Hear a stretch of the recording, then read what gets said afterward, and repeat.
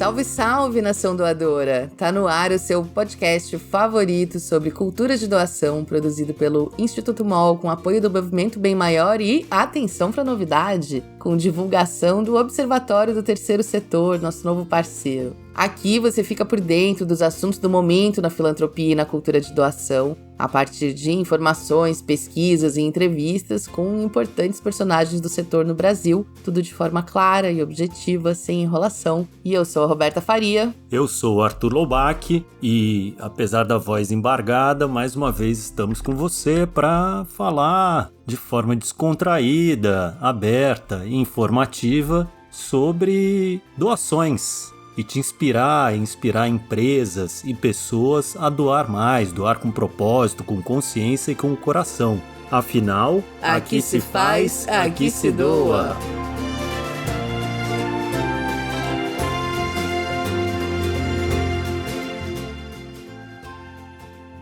Olá, estamos de volta. E o assunto de hoje talvez pareça muito básico à primeira vista. Afinal, a gente já vem de algumas temporadas do podcast. Em alguns dos últimos episódios tratamos de temas aí muito inovadores, como o impacto do ChatGPT, a descentralização dos recursos. Então, será que faz sentido essa pauta da gente voltar para o começo e questionar qual é o papel do terceiro setor na sociedade? Bom, a gente acha que faz, porque essa pergunta do título é muito comum e tudo que tá na boca do povo merece a nossa atenção aqui no podcast. Existe uma ideia generalizada de que as organizações da sociedade civil existem para resolver problemas que o Estado não consegue solucionar, para ocupar espaços vazios ali que nem a iniciativa privada, nem o Estado ocupam, enfim. Ou seja, se o governo não consegue promover uma educação adequada ou dar condições de vida mínimas à população ou proteger o meio ambiente, aí, entra o terceiro setor para, digamos, tapar o buraco, fazer melhor o que os outros não estão fazendo. Pensando assim, até que parece fazer sentido, enfim, inclusive foi um tanto disso que aprendemos na escola, enfim, mas será que é isso mesmo? Para discutir esse tema com a gente, hoje a gente vai receber o cientista político Adrian Gursa Lavalle, que é professor do Departamento de Ciência Política da USP e coordena o Núcleo de Pesquisa Democracia e Ação Coletiva no CEBRAP, o Centro Brasileiro de Análise e Planejamento. Entre os principais campos de estudo dele estão a sociedade civil e a teoria política, ou seja, ninguém mais qualificado que ele para falar sobre o lugar do terceiro setor dentro da nossa sociedade. E olha, Roberta, acho que tem um fundo de verdade nessa coisa toda de atuar nos pontos que o Estado não consegue atender. Polêmico falar isso, mas na prática não dá tanto para negar, né? Afinal, o terceiro setor atua em questões de educação, saúde, proteção ambiental e várias outras que estão ali no guarda-chuva das responsabilidades dos governos, do poder público. Que, em teoria, estariam garantidas na Constituição, né? Exatamente. Em uma sociedade como a nossa, em que essas questões que seriam mínimas, básicas, não são cumpridas pelo Estado, acaba que um outro ente entra ali para ocupar. Muitas vezes isso acontece por falta de recursos, em outros casos por omissão mesmo, em outros por incompetência, por assim dizer, ou competência limitada, né? Isso, que é o que a gente... política também. Ou por escolha política. Enfim, difícil dizer aqui, né? É bastante complexo, eu acho que tem um pouquinho de tudo, mas o fato é que só a gente sabe que é difícil tapar esses buracos, né? E acaba que o terceiro setor faz esse papel de tapa-buraco em muitas áreas e muitas vezes não tem o reconhecimento por esse trabalho, nem o apoio, nem acaba, como a gente falou em outros episódios aqui, tendo o reconhecimento institucional que permita até que essas instituições façam esse trabalho de forma mais qualificada, com orçamentos mais amplos, mais garantidos, mais estruturados, mais planejados. Em 1997, o Banco Mundial definiu o setor como, abre aspas, organizações privadas que realizam atividades para reduzir o sofrimento humano, promover o interesse dos pobres, proteger o meio ambiente, prover serviços sociais básicos e desenvolver comunidades. Ou melhor, é o conjunto de organizações da sociedade civil sem fins lucrativos que agem em várias frentes diferentes em prol do que a gente chama do bem comum, né? Que a gente já tratou aqui até em outros episódios. Basta olharmos para um estudo bem recente sobre o impacto do terceiro setor na economia brasileira para entender o tamanho da importância dele na sociedade. Só de escutar esse trechinho da reportagem do jornal Hoje, né, a gente já entende o tamanho do papel do terceiro setor na sociedade. Enfim, a gente já teve um episódio para falar, inclusive, sobre essa discussão do PIB, né, então vale ouvir os anteriores. Outro caso que a gente citou muitas vezes aqui ao longo do programa é a própria pandemia, né, em 2020, no ano mais difícil, quando mais de 86 milhões de brasileiros, né, receberam apoio de organizações do terceiro setor por meio de doações, né, e de ações de ONGs num esforço coletivo que teve uma contribuição tão crucial, se não maior, que a do poder público que estava naquele momento em uma situação de negacionismo e omissão. Para entender melhor essa relevância, vale a pena também a gente voltar um pouco no tempo para o momento do surgimento, né, do terceiro setor no Brasil. Por aqui, organizações como a Santa Casa da Misericórdia, né, e outros hospitais, né, as Santas Casas, vêm desde o período colonial, quando elas eram vinculadas à Igreja Católica, né? Muitas primeiras escolas, universidades, enfim, vieram também nesse mesmo contexto, né? Então, até por isso, historicamente, boa parte da filantropia no Brasil é diretamente ligada às religiões institucionalizadas. Outro exemplo importante que é de colocar são os próprios quilombos, né? E as organizações entre escravos e fugitivos, né? Que se organizaram para se apoiar e se sustentar, né, numa fase de luta e transição. E apesar de existirem há muito mais tempo, as ONGs só foram regulamentadas mesmo na década de 1930, no governo Getúlio Vargas. Durante a ditadura, algumas delas tiveram uma importância imensa, muitas delas tiveram uma importância imensa na luta pela democracia, junto com os movimentos sociais, enfim. A gente tem muita história por aqui, não é algo recente, é um papel amplo na formação do Brasil. O termo terceiro setor em si foi criado na década de 1970 nos Estados Unidos e com o tempo passou a ser usado no resto do mundo. Por aqui, o setor teve uma conquista recente bem importante, que foi o Marco Regulatório das Organizações da Sociedade Civil, que é de 2014. Ele ajudou a criar uma legislação mais clara para regulamentar as parcerias entre as organizações da sociedade civil, ou OSCs, ou SCs, como prefiro falar, e o Estado. Então, diferente da visão que muita gente tem sobre o setor, ele não existe só para consertar os problemas da administração pública oficialmente. Tanto que, em inúmeros casos, as organizações constroem parcerias tanto com o poder público quanto com empresas privadas para agir de forma conjunta em diferentes áreas. Mas vale também lembrar que, apesar dessas parcerias e do apoio que o Estado ocasionalmente dá às organizações, elas estão longe de ser subordinadas ao governo. E isso é bem importante de ter claro. Aliás, uma pesquisa da ABONG já mostrou que menos de 3% das organizações brasileiras acessam recursos do governo hoje. Pelo contrário, em vários momentos, como no período da ditadura, por exemplo, ou na ditadura velada recente, elas fazem o papel de questionar e até antagonizar governos que tenham atitudes indevidas e antidemocráticas. É bem importante a gente falar isso, porque tem muita gente mais conservadora ainda, e até algumas que chegaram a papéis de poder no Brasil, alardeando por aí que as organizações servem para ficar chupinhando dinheiro do Estado, para enriquecer gestores das organizações e tudo. E embora isso seja uma realidade, mas até mais, eu vou falar um negócio polêmico aqui, organizações mais associadas a esse perfil de pessoa que fala isso não é a realidade mais comum. As organizações, em geral, não dependem do Estado e, em geral, não contam com o apoio do Estado. Mas deveriam. E acho que não tem como falar sobre participação política das organizações sem abordar o tema do advocacy. Na prática, advocacy significa identificar e promover determinadas causas, seja para mobilizar a opinião pública ou pressionar parlamentares, decisores em campos institucionais da política para a criação de políticas públicas e mudanças daquelas políticas que não estão funcionando como deveriam. Tem muito a ver com aquilo que a gente sempre fala sobre abordar causas com um olhar sistêmico. Então, para de fato impactar a sociedade, é crucial promover essa mobilização em diferentes espaços, dentro e fora da sociedade civil. No caso da interlocução política, é o que chamamos informalmente de lobby do bem.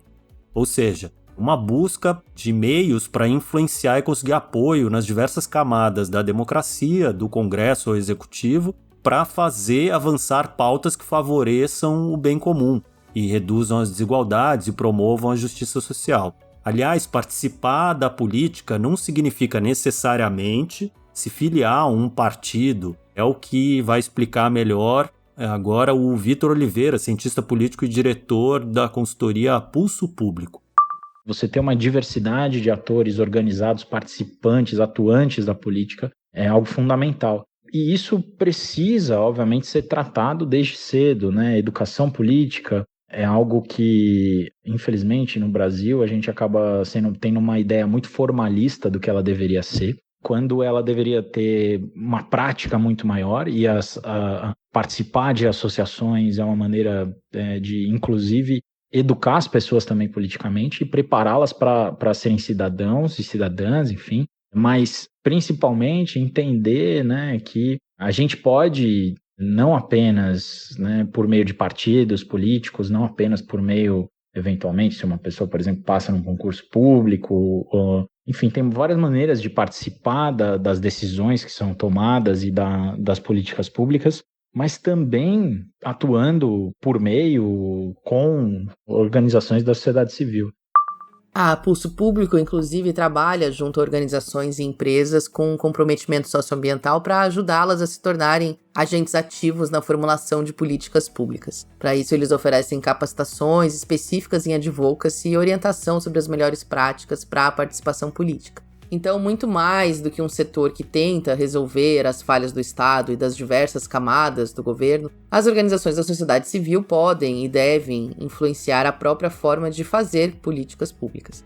Aqui no Brasil, o advocacy ainda está engatinhando, até porque, como a gente já falou aqui no podcast, a grande maioria das organizações não tem recursos suficientes nem para se manter e fazer seu trabalho, quiçá para ir, a Brasília bater em portas. Então, em muitos casos, falta estrutura, falta planejamento, estabilidade financeira e um know-how para chegar a esses agentes políticos. Porém, como instituições como o Instituto Igarapé, o Politize ou grandes organizações internacionais como Unicef, Greenpeace, vêm atuando fortemente com advocacy e conseguindo grandes mudanças de legislação que não teriam acontecido se não fosse a participação do terceiro setor. A gente tem, na nossa Constituição, uma série de direitos que são assegurados. E, infelizmente, o Estado brasileiro é falho, de fato, em assegurá-los.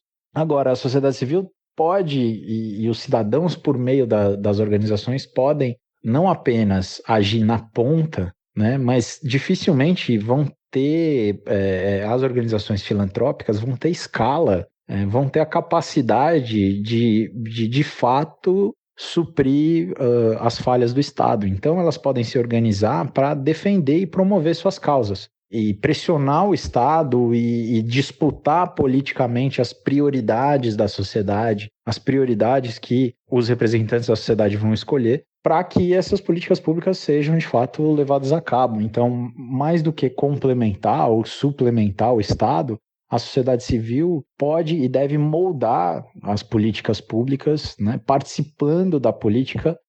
Agora que o Vitor nos explicou um pouco mais sobre o impacto do advocacy e da participação do terceiro setor na política institucional, fica mais fácil de entender como todas essas instituições se relacionam. E está chegando a hora de bater um papo com o nosso entrevistado de hoje, que vai discorrer um pouco mais sobre esse assunto e aprofundar algumas questões.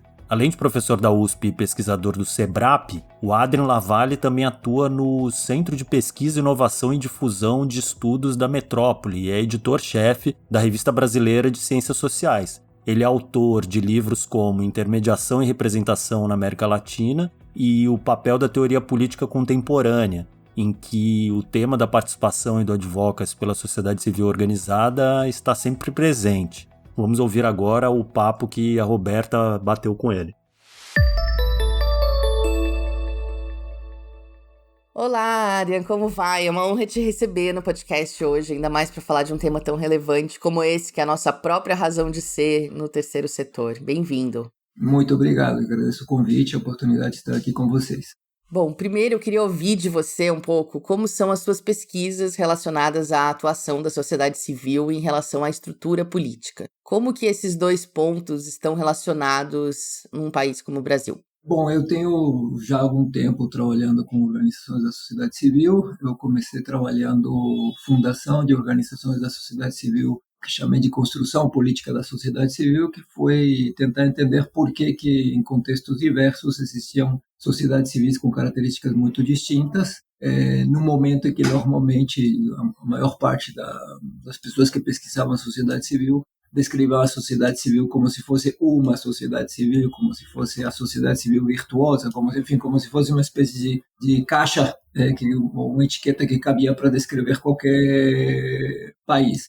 E comparando, eu percebi que existiam, de fato, sociedades civis, mesmo em contextos em que elas eram muito ativas, elas muito diferentes e faziam coisas muito distintas. E isso me intrigou e comecei a fazer pesquisa sobre isso. Fiz análise de redes, várias coisas, basicamente comparando as funções que organizações da sociedade civil desempenhavam e tentando entender por que desempenhavam essas funções diferentes, e isso me levou a um diagnóstico de que, de fato, elas respondiam a processos políticos de construção distintos. Então, esse é um pouco mais no registro da sociologia política do que o registro propriamente organizacional, que costuma estudar mais terceiro setor, mas essa foi minha entrada, e depois com uma parte essa foi minha entrada no campo de estudos da sociedade civil, das organizações da sociedade civil, e depois, pela própria trajetória do país, comecei a estudar o papel das organizações da sociedade civil junto à política pública, porque houve um crescimento importante das funções desenvolvidas por organizações da sociedade civil ao longo da pós-transição em incidência em políticas públicas, fiscalização, etc. E, basicamente, hoje o que eu faço dentro de várias agendas de pesquisa na área de sociedade civil eu examino o trabalho com o papel de organizações da sociedade civil em instituições participativas. Então, examino instituições participativas, boa parte das quais no Brasil basicamente são compostas de atores coletivos, organizações da sociedade civil, mais do que de cidadãos. E para ir, assim, direto ao ponto, assim, pensando numa pergunta leiga que se faz quando a gente discute qual é o papel das organizações, e se tem muitas, se tem poucas. Qual é, Adrian, o papel do terceiro setor na nossa sociedade? Ela existe para resolver aquilo que o Estado não consegue, para preencher ali furos que não estão sendo vistas também pela iniciativa privada? É uma representação da sociedade? Qual que é esse alcance, essa função? Se você tivesse que explicar para uma criança, para um leigo. Bom, olha, se eu tivesse que explicar para uma criança, para um leigo, eu diria o seguinte: normalmente nós temos uma certa imagem de que onde você tem, digamos, uma imagem comum, de senso comum, de que onde você tem um Estado forte, não faz sentido, não é necessário ter uma sociedade civil forte. Que o Estado forte resolve os problemas coletivos e o Estado forte resolve os problemas que respondem às necessidades da sociedade. Um Estado forte e o mercado bem desenvolvido. Então, se você tem Estado e você tem mercado, basicamente isso está resolvido. E nesse registro um pouco, às vezes, é pensado que muito Estado atrapalha o mercado, muito mercado reduz o Estado. E a sociedade civil entra numa equação um pouco parecida. Se você tem Estado funcionando, não precisa de sociedade civil. Essa me parece uma compreensão inadequada, inapropriada, não apenas do ponto de vista da compreensão do papel da sociedade civil, mas mesmo do ponto de vista empírico. Nós temos inúmeros casos em que essa relação não se constrói exatamente dessa forma. Então, não é que uma sociedade civil mais forte implica necessariamente num Estado mais fraco ou que o avanço da sociedade civil impeça que o Estado desenvolva suas funções. Na verdade, a forma de compreender isso, me parece de modo mais produtivo, é pensar que onde existe um Estado forte, pode existir uma sociedade civil forte. Então, se trata de um jogo em que você tem dois polos fortes, e esses dois polos fortes são fundamentais. Organizações da sociedade civil, elas dependem muito de certas condições providas por estados fortes, estados com legislação, estados com capacidade de levantar imposto, de fazer dedução fiscal, terceirizar, supervisionar, fiscalizar organizações da sociedade civil e vice-versa. Estados se beneficiam enormemente das diversos papéis que a sociedade civil pode desempenhar. Então, nessa compreensão, há uma complementaridade entre Estado e organizações da sociedade civil, e essa complementaridade não deve ser entendida como a sociedade civil faz aquilo onde o Estado não entra, porque essa é a complementaridade tradicional, é a tese da subsidiariedade, esse é o conceito do terceiro setor, é subsidiariedade, onde o Estado não entra, a sociedade civil entra. Na verdade, se você analisar com cuidado, é exatamente o oposto. A sociedade civil funciona bem aí onde o Estado funciona bem, porque é onde se produz uma certa articulação e uma certa parceria. Eu que tenho estudado isso do ponto de vista mais político, tenho pensado isso muito no registro do que chamamos de mútua constituição. Então, o que significa mútua constituição? Sociedade civil e Estado são mutuamente constitutivos. Eles se constituem reciprocamente. As capacidades da sociedade civil se constroem em diálogo, em processos muito longos de interação com o Estado e vice-versa.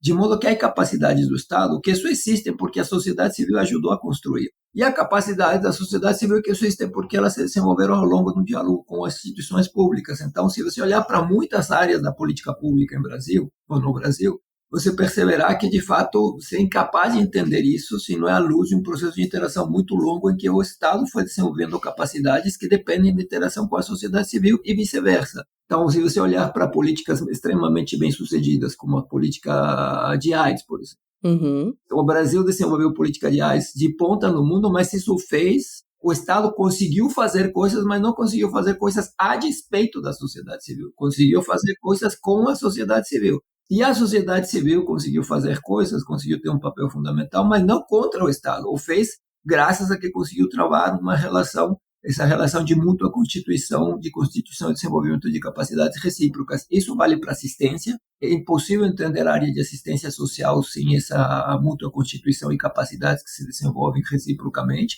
O Estado não conseguiria chegar na ponta, nos locais mais recônditos, não fosse porque tem organizações da sociedade civil lá fazendo alguma coisa. O Estado não seria capaz de falar com moradores de rua que demandam um certo tipo de diálogo, um certo tipo de abordagem, uma certa compreensão do que fazem, uma forma de se relacionar com eles. Burocracia não faz isso. Quem faz isso é o guerreiro que está lá na ponta, que acompanha, que conhece os circuitos, que conhece os fluxos, que sabe como falar. É a mesma coisa com pessoas que têm problemas, usos abusivos ou dependentes de substâncias adictivas.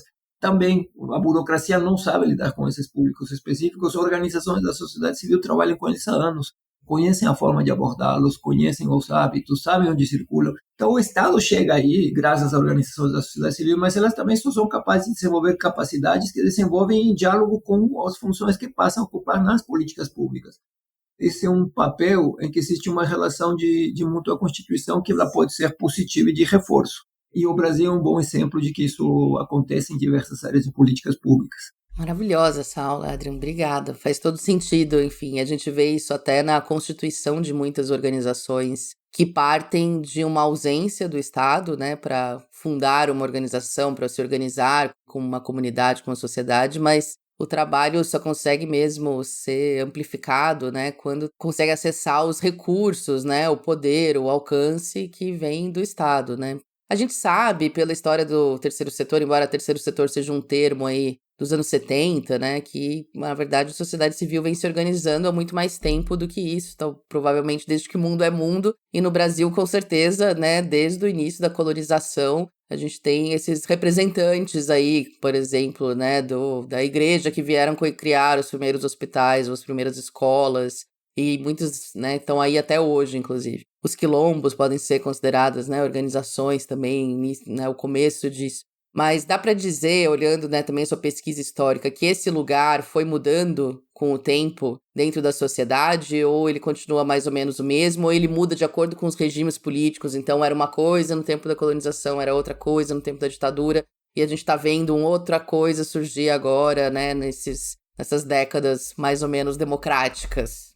Há algumas mudanças importantes no Brasil recente, mas, e obviamente se você compara entre contextos, aí você vê que as mudanças são maiores, mas olhando, por exemplo, para o Brasil, eu diria que há algumas mudanças importantes. A primeira ressalva a ser feita em relação a isso, e eu concordo completamente com a forma como você coloca a questão, é que existiu uma certa tendência a entender que a sociedade civil, de repente, tinha surgido no Brasil no contexto da redemocratização. É uma compreensão bastante limitada da sociedade civil. A sociedade civil está ali há muito tempo. Se você for no século XIX, você tem associações várias, de vários tipos, fazendo trabalhos muito diversos. E isso é muito claro no âmbito da filantropia e no âmbito da assistência social, que tem uma longa tradição. Mas as mutualistas, enfim, associações existiam.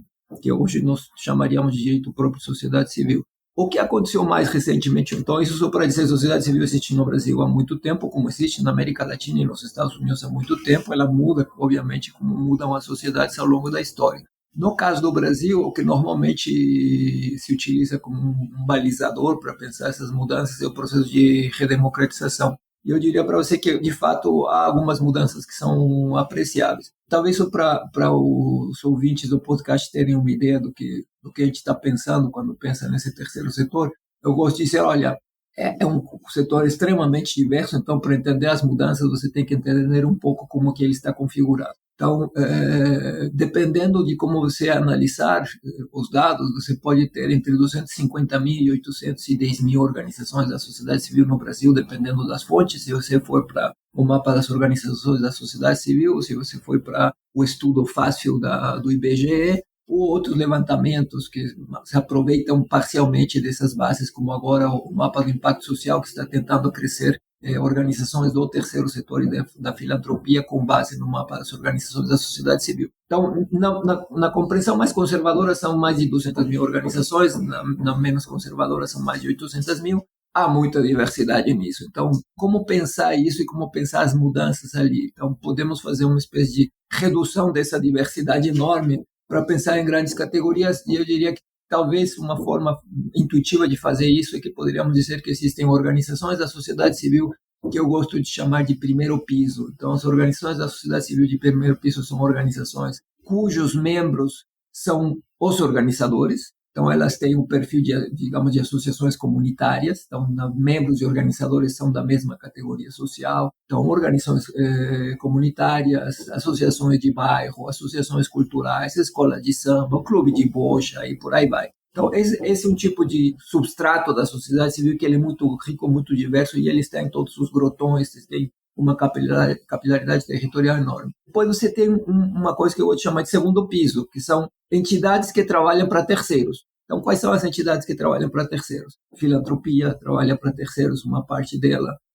Assistência social trabalha para terceiros. ONGs trabalham para terceiros normalmente, embora existam ONGs em que as categorias afetadas fazem parte também da organização, mas normalmente trabalhar para terceiros significa você ter uma causa, essa causa diz respeito a pessoas que têm certas condições vulneráveis e você vai atender essas pessoas ou vai ajudá-las ou vai lidar com um problema, mas o grupo que faz isso, as pessoas que trabalham ali, elas não são propriamente membros desse grupo social, elas estão engajadas numa causa. Então, esse, digamos, que conhecemos mais comumente hoje como sociedade civil, ONGs, mas tem mais amplo do que isso, assistenciais também. E você tem um terceiro piso, que é um tipo de organização da sociedade civil que não trabalha para pessoas, não trabalha nem para pessoas da mesma categoria, nem para terceiros, trabalha para organizações da sociedade civil. Talvez sociedade civil que trabalha para a sociedade civil, então tem financiadoras, tem articuladoras, tem frentes, tem coordenadoras, tem... Então, se você pensa a sociedade civil nesses três pisos, eu diria para você que é possível apreciar que houve algumas mudanças importantes no Brasil recentemente, digamos, no contexto da pós-democratização. O tipo fundamental de organização de segundo piso no Brasil, essas que trabalham para terceiros, era basicamente assistenciais.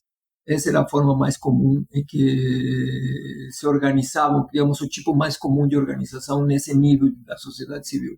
Cresceram extraordinariamente as ONGs. Então, ONGs que é trabalho de advocacy, que é trabalho de politização, de demandas, de problematização pública de questões, de trabalhar para terceiros também. Há uma parte de provisão de serviços, mas as ONGs normalmente estão menos preocupadas com provisão de serviços, enquanto as assistenciais estão mais preocupadas com provisão de serviços. Então, esse é um conjunto novo de organizações da sociedade civil, novo quer dizer dos últimos 30 anos, né? Que foram crescendo, tematizando questões diversas. E então temos muitas organizações com papel importante na área climática, na área de gênero, na área de raça, tem ajudado enormemente a moldar a compreensão desses problemas na sociedade brasileira hoje. E isso não se faz em um dia. Isso são décadas de martelar as mesmas questões na opinião pública, muito trabalho, muito...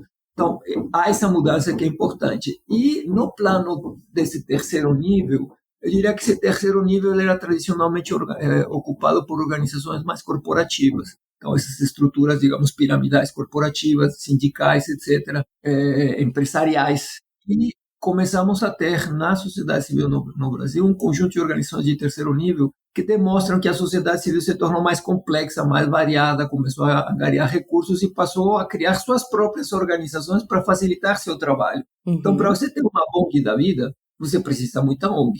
A ONG só faz sentido se você ter ONGs, se você tem muitas ONGs. Essas ONGs, elas precisam facilitar a sua vida porque precisam de alguém que faça advocacy para elas, isto é, que discute legislação, alguém que se preocupe de olhar as questões fiscais, alguém que coordene a pauta entre todas elas, alguém que cria uma organização que sustenta com seus próprios recursos. Então, a existência de organizações de terceiro nível é um indicativo de quanto a sociedade civil se tornou mais densa e complexa. Eu diria que, no caso do Brasil, há muitas organizações dessas recentes que mostram que, de fato, houve uma mudança importante. Então, você pode olhar para a Brinc, para a GIF, para a BONG, e por aí vai, tem muitas. E uma mudança interessante, que diz especificamente respeito à agenda do MOL, é que passaram a surgir associações de financiamento da sociedade civil. Isso era raríssimo. Sim. Se você olhar para os finais dos anos 80, início dos anos 80, as associações que tinham sido criadas nessa época, que estavam disputando bandeiras democráticas, elas tinham sido fundadas com dinheiro da filantropia internacional. Então, durante a ditadura, o que ajudou a criar a sociedade civil no Brasil, do ponto de vista da defesa de espaços para se manter pensamento independente, etc., foi o dinheiro das chamadas fundações liberais americanas, MacArthur, Hewlett, Ford. Não existia um campo estrutural da filantropia nacional para financiar a sociedade civil. Existia filantropia para assistência social. Isso mudou extraordinariamente nos últimos anos, em dois sentidos. Primeiro, do ponto de vista de construir fundações de um pouco ao estilo americano, fundações de herdeiros, de pessoas com muitos recursos, que colocam uma parte da sua fortuna para fazer alguma coisa no âmbito da promoção da sociedade civil. Então, temos muitos exemplos disso, da família Salles, a família Setúbal, a família, não é uma, cada membro tem uma delas, né? Funda mais de uma fundação. E elas estão financiando organizações da sociedade civil, então são financiadoras. A gente não tinha financiadoras da sociedade civil até muito recentemente, isso é uma mudança muito importante. E há também uma mudança interessante no sentido de organizações que se dedicam a pensar em financiamento, não nesse registro da grande filantropia, num registro mais de como eu atinjo outras formas de se fazer filantropia, digamos, para financiar a sociedade civil, que é o caso do MOL, né? Então, me parece que isso dá uma ideia, pode dar uma ideia das mudanças que ocorreram nos últimos 25, 30 anos. É exatamente o caso, inclusive, do patrocinador do nosso podcast, que é o Movimento Bem Maior, que é formado por milionários, bilionários, que, enfim, estão promovendo aí a sustentabilidade de pequenas organizações. E pensando nessa questão econômica aí, para a gente aprofundar, a gente sabe que a gente faz muita comparação com os Estados Unidos, com o Reino Unido, onde tem uma cultura de doação e tem formas de financiamento muito mais variadas. É um setor muito mais rico do que aqui no Brasil, não só pelas doações de indivíduos de alta renda, mas também pelas doações individuais, enfim, e outras formas, essa cultura de doação no dia a dia. Mas em outros rankings a gente aparece geralmente, embora nessa comparação com esses países possa ser injusta, né, dada a nossa condição de colônia e outra construção social, mas mesmo entre os países da América Latina a gente costuma ficar abaixo nos rankings de doação de dinheiro, enfim. Você acha que dá para comparar esses níveis nos diferentes países?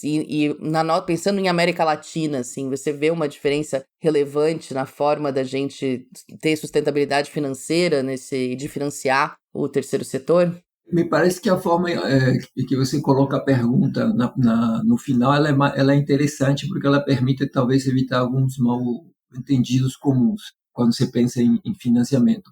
Obviamente, doações são importantes porque é uma forma de financiamento e então a questão é entender como se viabilizam financeiramente as organizações da sociedade civil ou as sociedades civis em diferentes contextos. E há modelos distintos. Então, para pensar isso, talvez uma primeira questão é dizer, bom, obviamente, quando a gente escuta que se levanta com alguma frequência a ideia de que no Brasil não há cultura de doação, o parâmetro são os Estados Unidos.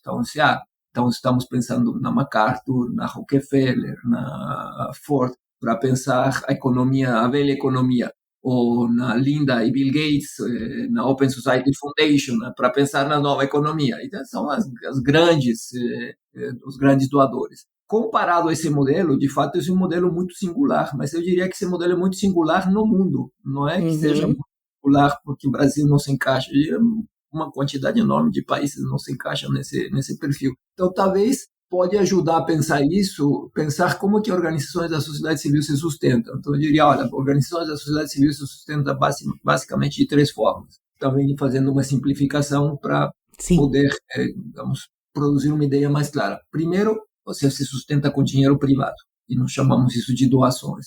As doações, elas podem ser doações de grandes doadores, e aí você tem o modelo americano, que é o exemplo, todas as associações que eu citei, mas também você pode ter doações de pequenos doadores. E isso é interessante porque as doações dos pequenos doadores nos Estados Unidos, elas são muito comuns, mas são muito comuns num registro em que, na verdade, a pessoa faz uma espécie de doação que ela é bem individualista, no sentido de ela se torna, a palavra é membership. Engraçado porque em português não tem a palavra membro, mas não tem a palavra membresia. Tem a palavra associado. Mas associado tem uma conotação um pouco diferente, afiliado também uma conotação um pouco diferente, mas a ideia é que as pessoas promovem uma certa causa, se tornando membro de uma associação, e esse vínculo de membership ou membresia, ou esse vínculo associativo, ele é significativo porque a pessoa deposita um cheque uma vez por ano, e ele ganha uma carteirinha. Então, essa carteirinha é uma espécie de... é meu lado da consciência cívica satisfeito de que eu sou um bom cidadão, mas, na verdade, assim, é uma forma de você não doar outras coisas, porque essa pessoa não faz mais nada, não doa tempo. É uma mercadoria, cara, né? Enfim, né? É quase isso, então, e você explora muito isso. Então, você tem do ponto de vista dos pequenos doadores, você tem uma sociedade civil de financiamento norte-americano que é de cardholders, né? Que é dos detentores de carteirinhas de financiamento da sociedade civil. Você pode ter uma outra forma de financiamento, de sustentação, que é através de trabalho voluntário. Trabalho voluntário e solidariedade entre sociedade civil. E eu diria que na nossa tradição, na nossa cultura, o trabalho voluntário ele é muito comum. Ele é muito comum e as pessoas sequer se sentem assim sócias. A ideia de ser sócio é uma coisa estranha, porque esse é clubes de elite. Se você faz, uma enquete, ou se você fizer um survey com a cidadania, você perguntar ao cidadão médio se ele é sócio de alguma coisa, ele vai dizer que não. Porque sócio é o cara que tem um negócio de um clube esportivo, o Pinheiros, um clube de uma elite. Mas se você perguntar para ele o que ele faz, você vai ver que ele está associado a um conjunto diverso de iniciativas. Só que ele não se pensa como sócio. Ele vai lá e faz coisas. Ele vai lá e ajuda a preparar comida num refeitório popular. Ele vai lá e ajuda ao clube da terceira idade na igreja aos domingos. Alguma coisa que explica o extraordinário crescimento das organizações da sociedade civil no contexto da ditadura, que você teve muito investimento de outras organizações da sociedade civil para fundar organizações da sociedade civil. De fato, eu estudei comparativamente México e Brasil.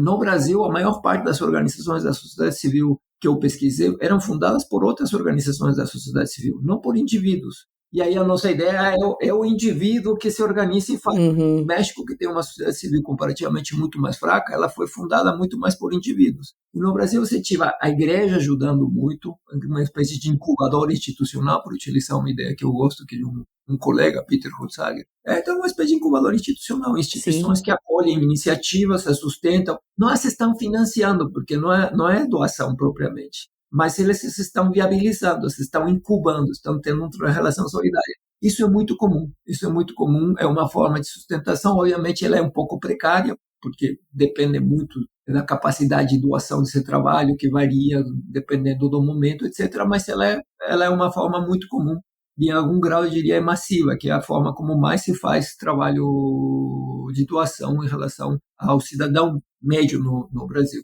E existe uma terceira forma de financiamento, de sustentação das organizações da sociedade civil, que é através do recurso público, ou dinheiro privado, ou o cidadão da sociedade civil, ou recurso público, então impostos, dinheiro público.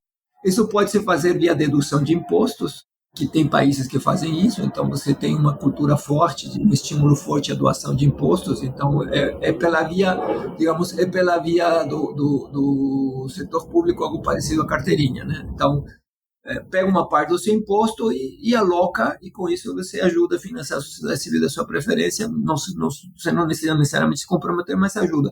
No Brasil temos isso, mas não é muito forte, de fato, embora tenha essa possibilidade na declaração de imposto de renda. Sim, mas ainda é muito aquém da capacidade real. Mas tem outra forma que é financiamento direto, e quando a gente olha para o financiamento direto, isso é curioso, porque normalmente quando se compara com os Estados Unidos, não se pensa em outros países como o Canadá, como Noruega, como Suécia, que são outros modelos de financiamento de sociedade civil, que são financiamento de sociedade civil pelo Estado.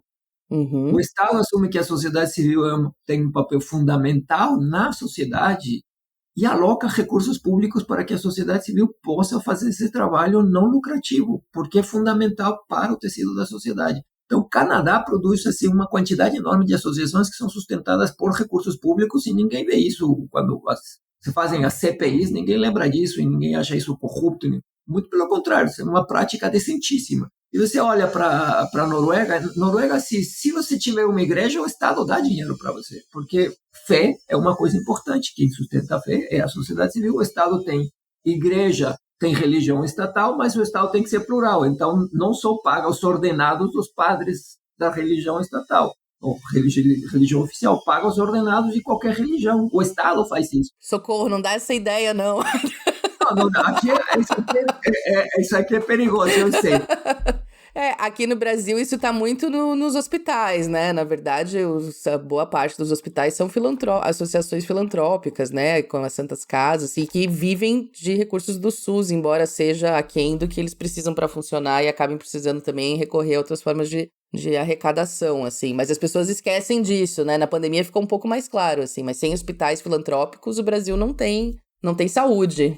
Mas esse é o modelo brasileiro, então. Na verdade, o dinheiro público, ele não é... Porque esse dinheiro público canadense ou norueguês, ele é dado a fundo perdido, entre aspas, Sim. para que a sociedade civil faça aquilo que achar que é bom fazer. Não tem nada a ver com necessariamente assumir funções de política pública.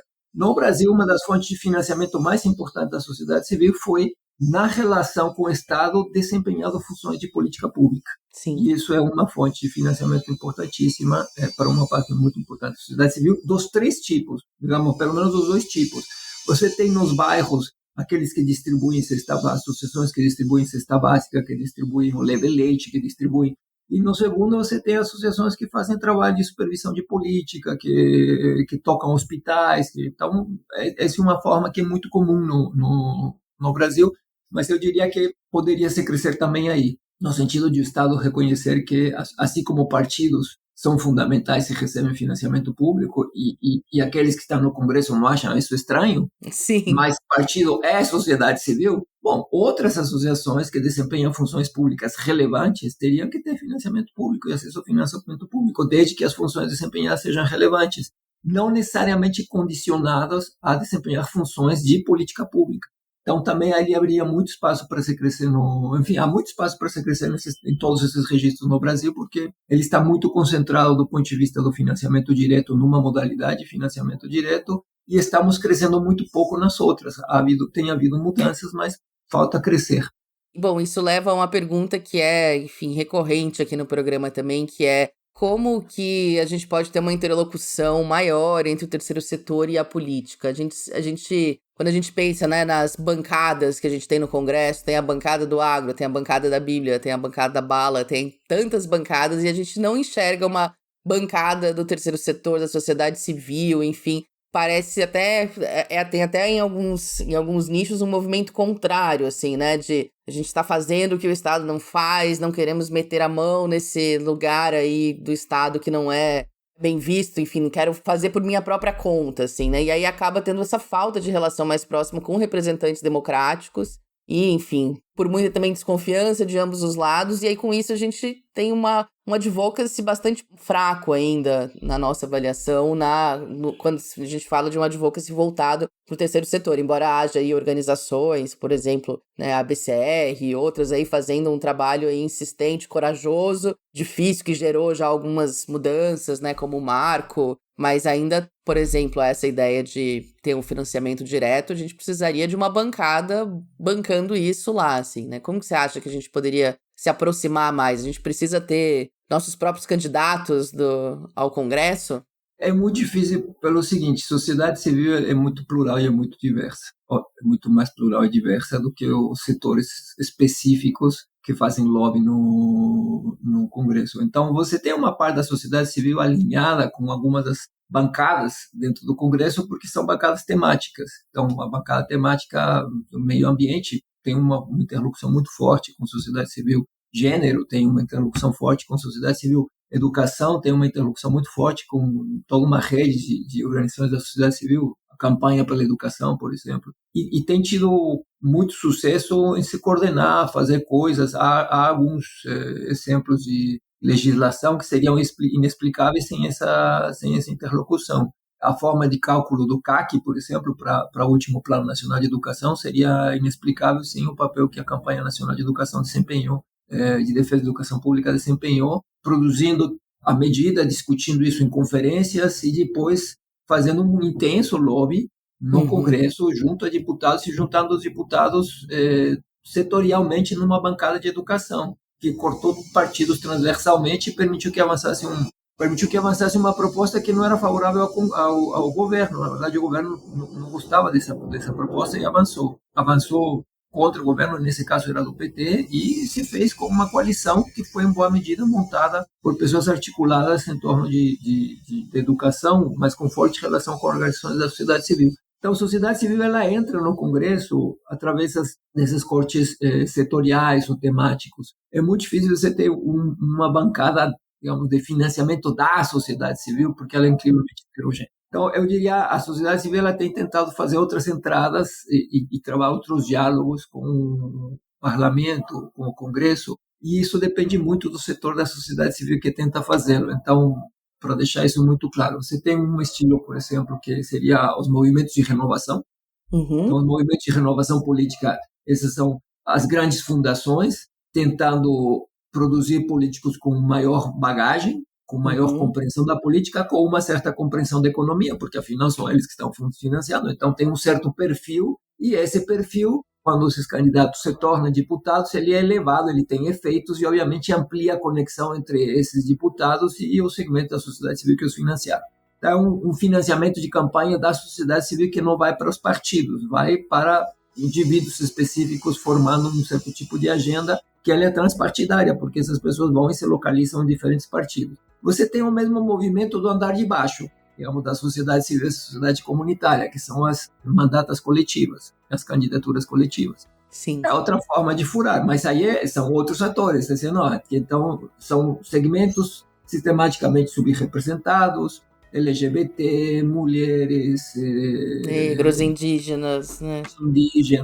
Causa ambiental, porque junta tudo, faz um trabalho coletivo, aumenta a capacidade de mobilização, aumenta a capacidade de doação e tem alguma efetividade, porque de fato aumentou a capacidade de representação desses segmentos e depois fazem uma bagunça danada dentro do parlamento, porque vão lá fazer o que eles chamam de hackear, que é fazer com que o parlamento faça coisas para as quais não foi pensado. Então, se você tem deputados únicos, agora você vai ter que chamar todos esses aqui de codeputados. E você vai ter que fazer um gabinete para os codeputados. E é uma coisa interessante, é uma outra forma da sociedade civil entrar.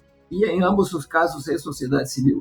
Agora, pensar numa agenda, que seja uma agenda transversal à sociedade civil como um todo, para representar demandas mais voltadas para maior financiamento, é difícil.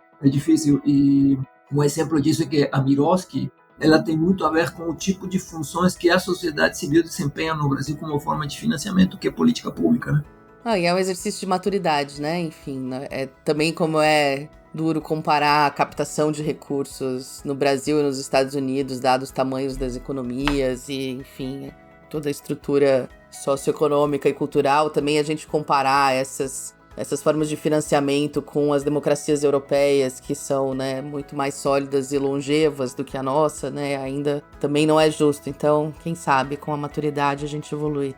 Eu disse a Miroski, eu corrijo, é o Miroski, porque eu marco.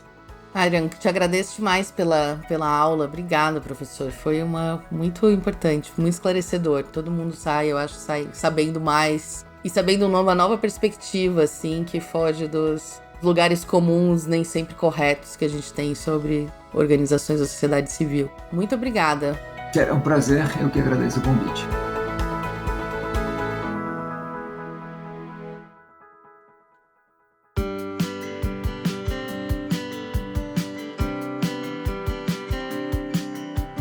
Excelente papo, hein, Roberta? Gostei muito, queria ter participado desse também. Vou aproveitar para agora passar para o nosso quadro que o público adora, que é dar as dicas do Pra Saber Mais. E nada mais adequado do que fazer da nossa primeira sugestão um livro do entrevistado de hoje, claro. O Adrian está entre os organizadores de Movimentos Sociais e Institucionalização, obra que tem tudo a ver com o tema do episódio. Os textos do livro analisam diferentes movimentos e organizações da sociedade civil no Brasil e na América Latina, mostrando como suas demandas são capazes de impactar diretrizes de governo, ou seja, se aprofundam na relação entre sociedade civil e Estado. Bom, Arthur, e pegando esse gancho aí da sua dica, na mesma linha, outra sugestão para quem se interessou pelo assunto e quer botar a mão na massa é o livro Advocacy, Como a Sociedade Pode Influenciar os Rumos do Brasil, da Daniela Castro. No livro, a Daniela, que é CEO da agência Impact Advocacy, parte bem do básico e para explicar o beabá do Advocacy, a importância, como funciona e trazer orientações detalhadas aí para sua organização, sua causa, exercer essa função de lobby do bem aí de forma responsável e eficiente para criar políticas públicas que, enfim, tenham a ver aí com as suas metas. A indicação do livro está aqui no link do episódio. E ainda nesse campo do Advocacy, outra leitura que vale a pena se aprofundar é o artigo Por que o investimento sustentável significa investir em Advocacy, da revista norte-americana Stanford Social Innovation Review, que, enfim, tem também agora a sua versão brasileira. Esse artigo especialmente foi escrito pelo empresário e filantropo Alan Schwartz e o economista Ruben Finnegan e mostra caminhos interessantes de como os negócios sociais podem causar mudanças reais por meio do Advocacy sem deixar de lado a sustentabilidade financeira, que é o dilema, né, de todo o terceiro setor. E vale lembrar, o artigo está originalmente em inglês nesse link, mas você pode usar o Google Tradutor para ler a versão nacional e quem sabe aí a versão brasileira publica ele também aqui. Trazendo à tona um assunto do qual a gente já tratou recentemente aqui no programa, também recomendo assistir a apresentação do cientista político Rob Reich no festival Aspen Ideas. Falando de filantropia e democracia, ele aborda de forma bem analítica a concentração de recursos dentro do setor filantrópico e como isso dificulta alcançar resultados em justiça social e no combate à desigualdade. É uma palestra bem interessante para refletir sobre o tema e como o terceiro setor pode aperfeiçoar suas práticas para contribuir de forma ainda mais à igualdade ou à distribuição mais igualitária de oportunidades, recursos e benesses na sociedade. E numa espécie de continuação ou de preview do nosso papo de hoje, você pode escutar o episódio 54 aqui do nosso podcast mesmo, que tem o tema Organização da Sociedade Civil, História e Futuro. Lá dá para ouvir o papo completo que a gente bateu com o sociólogo Domingos Armani para entender mais sobre as origens do terceiro setor, a evolução e para onde estamos caminhando. É um complemento para muita coisa que a gente falou aqui que vale a pena. Você encontra todos os links para as dicas de hoje na descrição do episódio. E acho que vale se aprofundar porque é uma maneira da gente qualificar mais as conversas que a gente tem sobre esse tema, né, Arthur? Eu achei que a conversa com o Adrian foi muito massa para trazer uma nota de esperança, assim, de olhar essa evolução e as conquistas já feitas e outras formas da gente falar de sustentabilidade financeira, da parceria com o Estado. A gente costuma receber aqui e falar dentro dos temas de um lugar muito de nós versus eles, e eu acho que uma coisa muito legal dessa conversa com o Adrian hoje foi ele mostrar o poder dessa ação conjunta entre o terceiro setor e o Estado e como isso é o que traz a maior transformação. Inclusive quando se fala de financiamento, né? A gente tem um trabalho muito voltado para olhar para as pessoas físicas aumentarem suas doações e a gente nunca discutiu isso de fato, assim, de como o Estado deveria financiar também com esse olhar de não verba carimbada, voltada para a prestação de serviços que o Estado não está dando conta de prestar, como são os convênios com o SUS ou os convênios com creches, asilos, escolas, etc. E sim pensar, né, nesse financiamento puro e simples para trabalhar uma causa que é importante para a sociedade, deixar a sociedade decidir, né, as organizações decidirem como usar melhor esse recurso com essa doação de confiança. É algo que algumas instituições, né, grandes que ele falou ali, que estão nessa terceira camada e nessa terceira onda de organizações do terceiro setor, que são as organizações que contribuem para o desenvolvimento institucional, que têm pautado essas doações pela confiança, tirando desse lugar de o terceiro setor tem que se profissionalizar e trabalhar como uma empresa e seguir o que o doador está dizendo que precisa fazer com seu recurso, como a gente viu muito nos anos 90, 2000 e ainda vê em muitos casos. E essas organizações que estão saindo desse lugar para fazer doações de confiança do que a ponta sabe o que fazer melhor com o recurso, pensar o mesmo para o Estado, né? Como a gente pode cobrar o Estado para que ele também faça a sua parte nesse sentido, para mim é uma perspectiva nova e muito interessante. Eu acho que teve muitos temas ali que ele pincelou, que eu acho que até eventualmente vão gerar episódios específicos para a gente aprofundar mais esses assuntos. Mas algumas coisas que eu gostaria de destacar é que, assim, uma é a gente tem que assumir e parar de lidar nesse setor também com uma hipocrisia que toma conta do poder público e das relações da sociedade com questões relacionadas ao bem comum. A gente sabe que o Estado não está dando conta, a gente sabe que as coisas não estão sendo feitas e a gente sabe que as ONGs acabam ocupando um espaço fundamental em diversos setores, mas a gente tem que fazer de conta que isso é só um paliativo, ou então é uma coisinha só ali, né? E assim como em outros setores, fica tudo não oficializado, não muito claro, né? Então, das duas, uma. Ou o Estado cumpre o seu papel e realmente as ONGs não precisam ocupar esses lugares, o Estado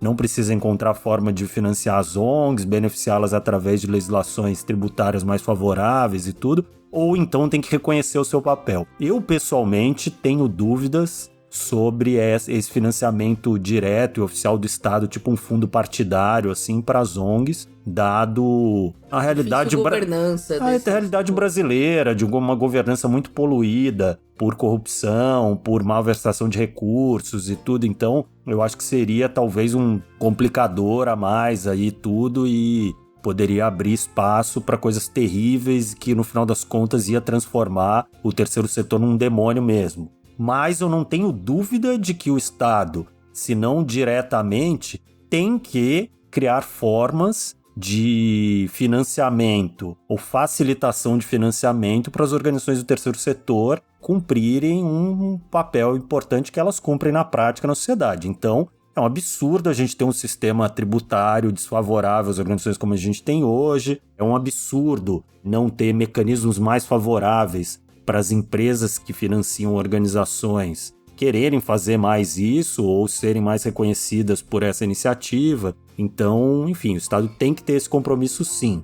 Outra coisa que é bem interessante, eu acho, é quebrar um pouco esse paradigma de comparação com o modelo americano. Isso, nossa, que pessoalmente me incomoda muito. Eu entendo que na prática a gente faz isso porque eles de fato são muito bons em gerar dados, em documentar coisas e tudo. Então, de fato, quando a gente mesmo aqui no programa, quando os nossos roteiristas vão buscar dados, fazer pesquisa para os temas, o que eles mais encontram é organizações e empresas americanas mesmo e tal, academia e tudo.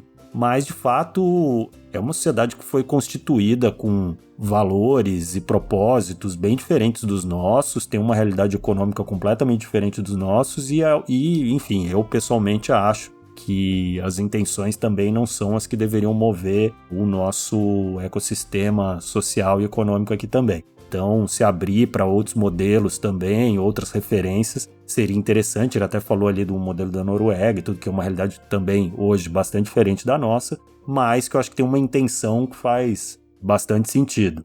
Enfim, e o que eu acho interessante quando a gente vai para esses temas mais básicos é que às vezes a gente cavuca lá no fundo e constata coisas que parecem meio óbvias. Por exemplo, esse negócio que ele estava falando das camadas do terceiro setor, né, que tem essas organizações menores, organizações, associações de bairro, que são diferentes dessas organizações maiores, que acessam recursos. Isso nós também tem que ser encarado de forma diferente, né? A gente teve até um episódio aqui para falar de quantidade de ONGs que tem no Brasil e parece que todo mundo entra no mesmo balaio. E às vezes a gente vê ranqueamentos, tal, que tá todo mundo no mesmo balaio, eles têm que brigar pelos mesmos recursos, as legislações são iguais para todos e tal. E a realidade, as intenções são completamente diferentes. A gente mesmo brinca aqui tudo, mesmo eu e a Roberta, a gente tem uma relação com a filantropia, que eu brinco que ela trabalha mais no atacado e eu no varejo, né? E isso é real, e isso deveria ser considerado também. Isso seria bom para o setor. Então, enfim, eu acho que o Adrian tocou pontos aí importantíssimos, foi excelente a entrevista. Muito bom. E você, o que acha de tudo isso? Vem contar pra gente lá no nosso Instagram ou no LinkedIn, no @InstitutoMOL. Deixa lá as suas ideias, suas opiniões, entra na polêmica, engaja com a gente e não esquece de deixar o seu comentário, compartilhar com seus contatos se você curtiu o episódio de hoje. A gente quer polêmica, engajamento, conversas, sugestões, críticas. Deixa lá seu comentário, compartilha com quem você acha que precisa ouvir e participar dessa conversa. E claro, se puder, deixa aquelas estrelinhas pra gente, pra mais gente poder entrar nesse papo. Esse podcast é uma produção do Instituto MOL com apoio do Movimento Bem Maior. O episódio teve a produção e roteiro do Leonardo Neiva, com roteiro final e direção da Ana Ju Rodrigues e da Vanessa Henriques, assistência de gravação da Vitória Prates, a arte da Gláucia Ribeiro e divulgação da Júlia Cunha, todas do Instituto MOL. A edição de som é do Bicho de Goiaba Podcasts. E é isso por hoje. Até mais. Até mais.